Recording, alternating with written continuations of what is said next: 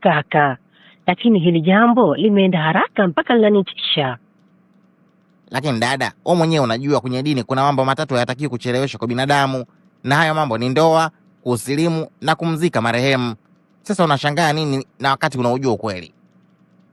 Tatizo hili jambo limeenda haraka sana, na baba yake hata hajali kisa kapata mtoto mwingine wa kiume. Mimi kama mama lazima niwaze. Nikwambie kitu dada yangu, wewe hata usiwaze sana. Chukua udhu, uswali kama kawaida, kisha umwombee mwanao dua. Kama hili jambo lina heri, basi itakamilika, na pia kama lina shari, Mungu atuepushie. Na atuepushie kweli? Sisi kwa sasa tumwachie Mwenyezi Mungu, maana yeye ndo mwamuzi wa yote. Basi tuseme insha Allah.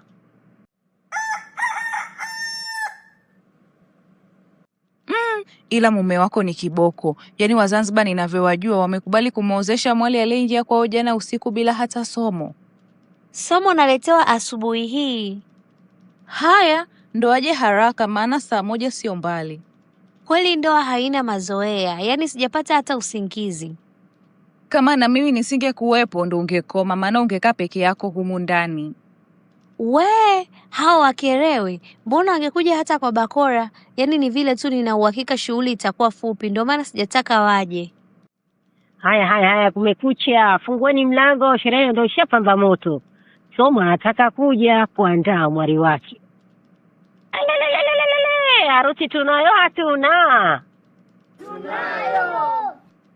Jamani, inamaanisha mtoke wote mumwache bi harusi na somo yake tu.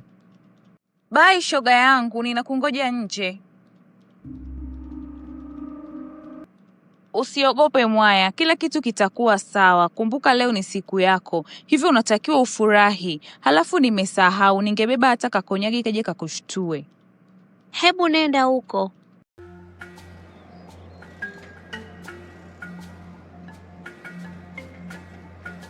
Wallahi shoga yangu umependeza hatari.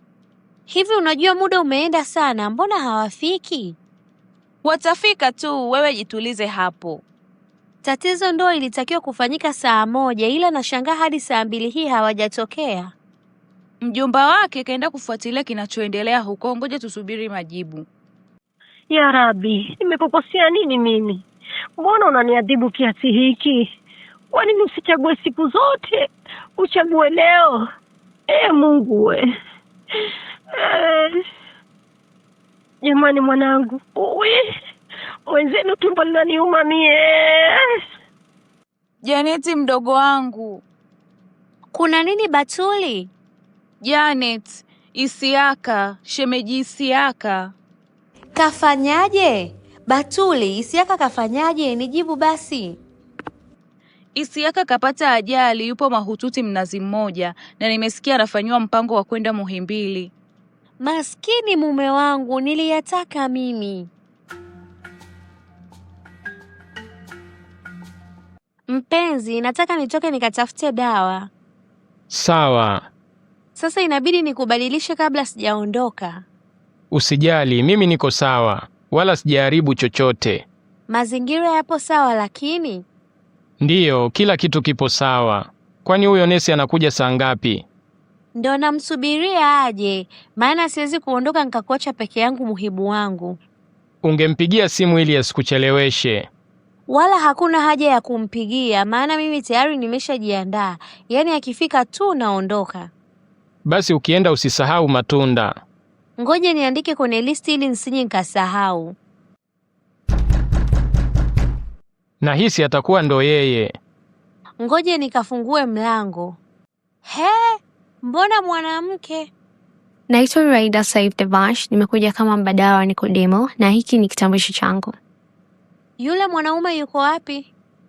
Unataka physiotherapist au unataka mwanaume?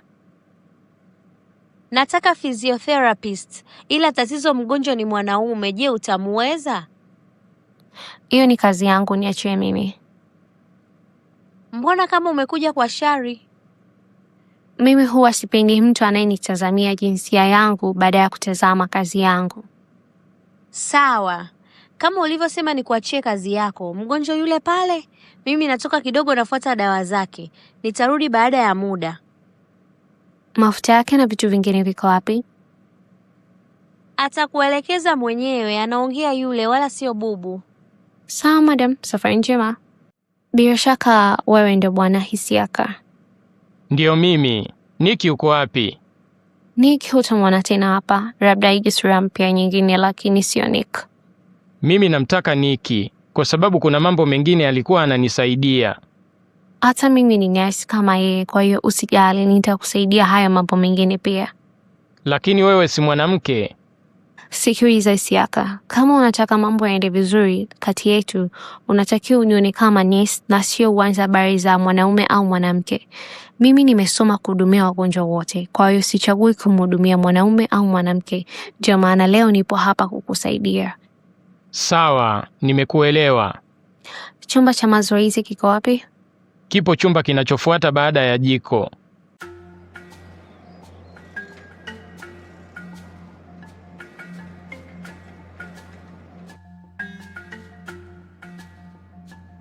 Naona unaendelea vizuri. Siku ya clinic tena ni lini? Wiki ijayo Jumanne. Hiyo siku ya clinic naweza kuongozana na nyie? Unajua kuna tatizo moja hapa ambalo linaweza likakufanya uchelewe kupona. Tatizo gani? Tatizo ni kwamba anayekufanyia check-up ni mwingine na anayekufanyia mazoezi ni mwingine. Sasa tunakosa ushirikiano wa kujua wapi tutilie mkazo, wapi panahitaji marekebisho na kipi kifanyike ili kuongeza kasi maendeleo yako.